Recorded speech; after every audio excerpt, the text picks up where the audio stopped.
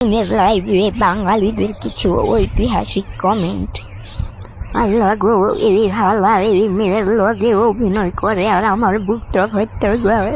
আমি জায়গারে বিয়ে করবো জিনু, ওই বেডিরে যদি পাইতাম চুলের মুঠি ধরে টানতাম।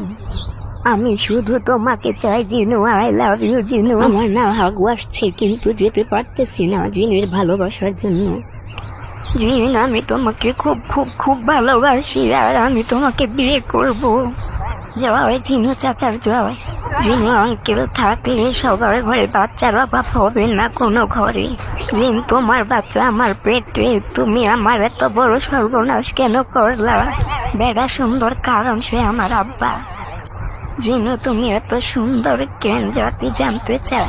এখনো কিছু খাবার খাইনি তোমাকে দেখবো বলে। মায়া মায়া গো কাইলো সারা।